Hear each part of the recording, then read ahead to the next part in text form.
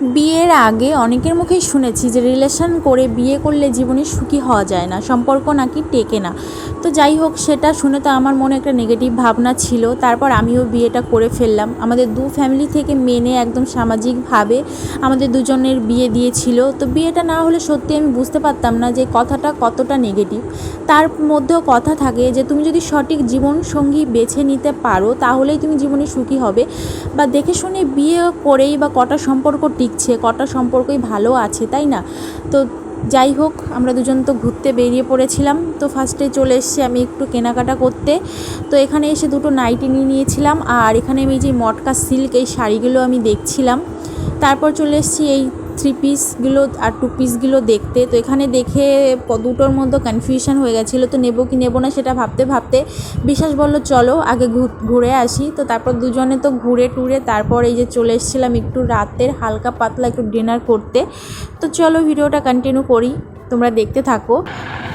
তো অবশেষে কোথায় আসলে? বসন্ত পার্কে খেতে। আজকে প্রথম ফার্স্টে গেছিলাম হচ্ছে বেনফিশ মার্কেটের ওইখানে কন্টিনেন্ট, যে ওইটা বন্ধ। তারপর গেছিলাম স্কুল রোডের ওইখানে দোকানও বন্ধ। ফ্রেন্ডস ক্যাফেতে গেছিলাম, ওইখানেও পাইনি যেটা আমরা খেতে চাই। তারপর এসেছি বসন্ত পার্কে। তো চলো কী কী অর্ডার দিয়েছি সেটা তো আসলে দেখিয়ে দেবো। 5 বছর পর হয়ে গেছে। তো আজকে আমার বর আমাকে বলল যে রেডি হও, বিকালবেলায় ঘুরতে যাব। বিয়ের আগে যখন রিলেশনশিপে ছিলাম তখন বলতো ফোন করে যে রেডি হও ঘুরতে যাবো, আর আজকে বললো। সেই জন্য আজকের দিনটা আমার কাছে একটু খুবই স্পেশাল। তো সেই জন্য ওকে কোথায় নিয়ে এসছো বলো? বিশ্বাস, এই যে কোথায় নিয়ে এসছো বলো? কী কথা? তা আমার খুব ক্রিস্পি চিকেন খেতে ভালো লাগে। তো আমার মতো কে কে ক্রিস্পি চিকেন লাভার আছে অবশ্যই কমেন্টে জানিয়ে যেও।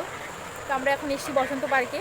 তো এখান থেকে একটু হালকা খাওয়া দাওয়া করে আর কি তারপর রওনা হবো বাড়ির দিকে। সো আমাদের এখানে যে অর্ডার করা ছিল ললিপপ দিয়ে গেছে, আর এই যে আমার মোস্ট ফেভারিট ডিশ হচ্ছে ক্রিস্পি চিকেন আর সঙ্গে একটা কোল্ড ড্রিঙ্কস। তো চলো খাওয়া দাওয়া করে নিই। আজকে আমার বরের তরফ থেকে আমাকে ডেটে নিয়ে এসছে গাইস, লাইফে ফার্স্ট টাইম।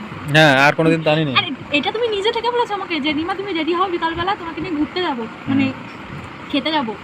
তো এটা সত্যি কথা বলতে এটা আজকে একটা স্পেশাল, কারণ আমার বর নিজে থেকে বলেছে। সবসময় তো আমিই বলি চলো ঘুরে আসি চলো ঘুরে আসি, আজকে ও বলেছে।